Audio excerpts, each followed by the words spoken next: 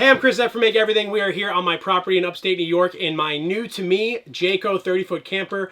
This was something that I purchased from a friend of mine, and I'm really excited to have it up here. Before we kind of start living in it and spending time in it, we're going to do some modifications to the interior.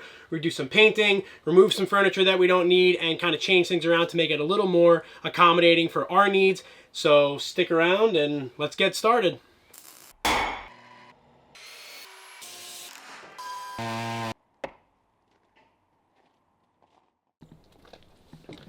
All right, so here we are in our Jayco 26BH. This is a 2018, and it hasn't really been used that much. It's in great condition, but we've decided that we want to change the interior just to make it a little more kind of ours. So right now it's got these brown cabinets, sort of a textured wall, and a vinyl upholstered seat. It's got these bunk beds. Two twins. They're a little tight if you're an adult, especially this top one. I can't even get myself into it. And a little medicine cabinet and vanity. It's got a shower, kind of a mini tub.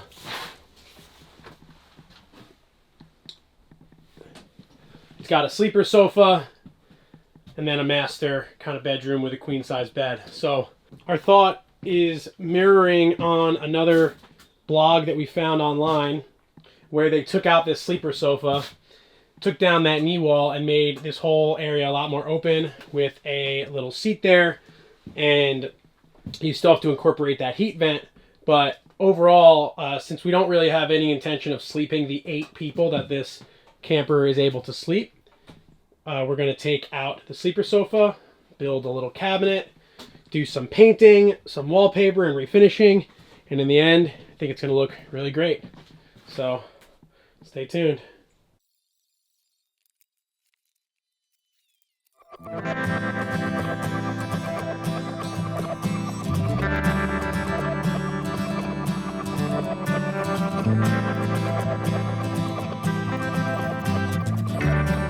So getting started, we are taking off all the cabinet doors, doing some masking, and then painting all the surfaces with a bin stain blocking primer.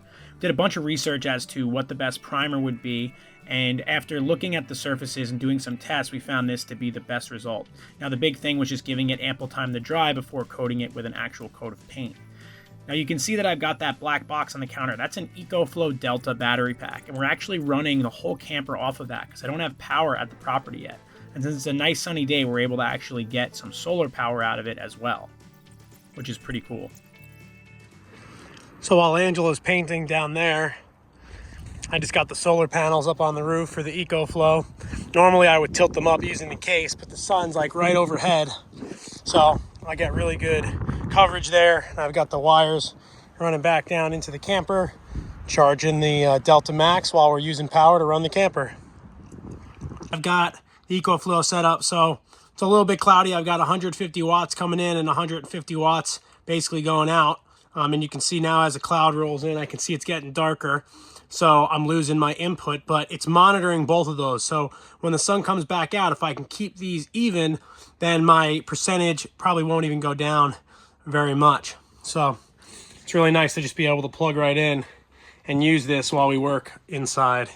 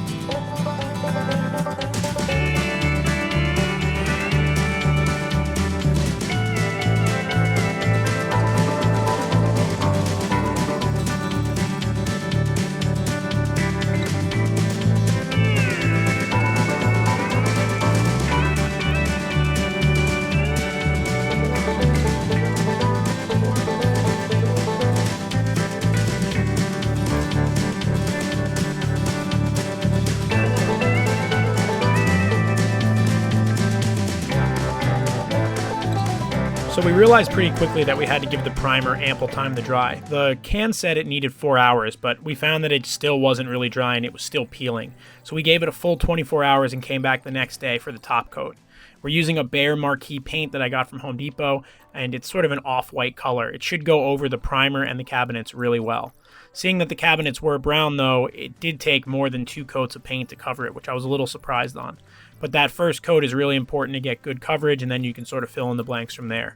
We're using a really low nap, low pile roller, which gives a pretty nice finish. You know, it's not as good as a spray finish, but it doesn't have a lot of strokes, and by the time you're done, it really looks smooth.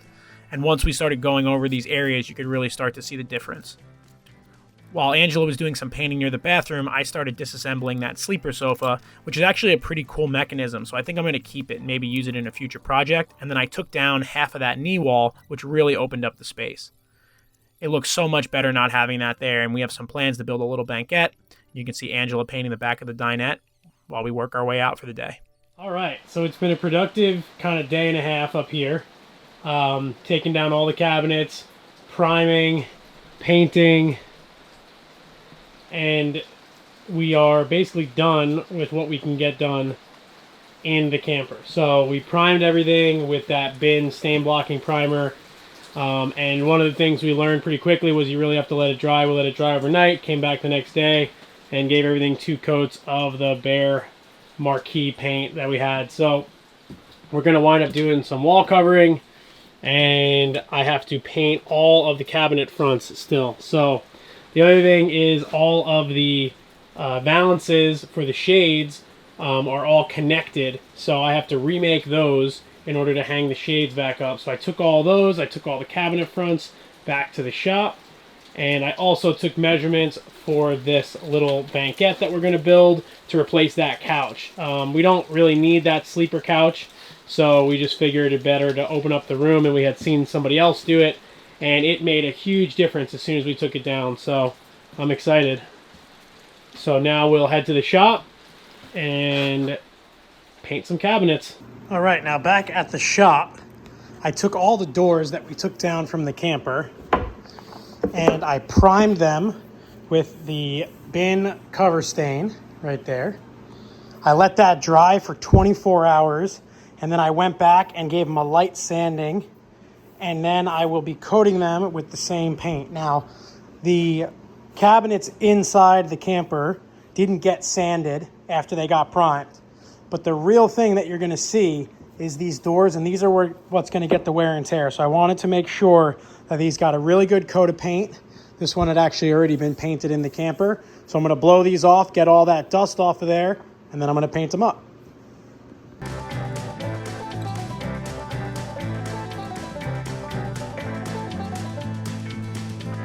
So as I'm painting these, I'm going for the smoothest finish that I can get. Again, using a very low pile roller.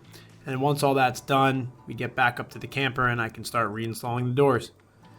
Now, we didn't change the hardware on the doors. We're going back to what was originally kind of there with the camper. But as I'm doing that, Angela's doing some other work around the kind of space, kind of setting it up and getting some of the decor pieces in before we start doing this peel and stick tile backsplash. Now, this is something I'd never done before, but given that this is a travel trailer and we don't want to add too much weight and all that kind of mastic and grout, we went with this peel and stick vinyl backsplash, and honestly, I was a little skeptical, but I think it turned out really good. It ties the whole room together and adds a decorative detail that I think once it's caulked in is going to look really awesome. Overall, I think the whole thing came out really great, and it's absolutely changed the look from what it was before we started doing this little renovation. Put a little decor in there, and we still have a lot to do, but so far, I'm super happy with how it's all come out.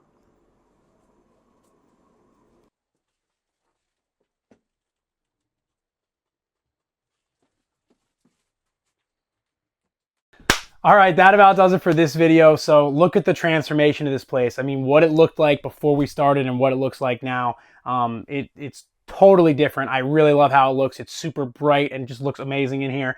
This is part one of kind of what we're doing to the camper, right? We painted all the cabinets, but there's still a lot of little trim and stuff that I'm going to do sort of on the side. And then I'm also going to be building a bench seat to replace that pull-out couch that we took out, and I'm going to be making a table for this. And Angela's mom's going to help us out with some cushions for the little dining area. So there's a couple more projects coming out of this, but so far I'm super excited with how this thing came out.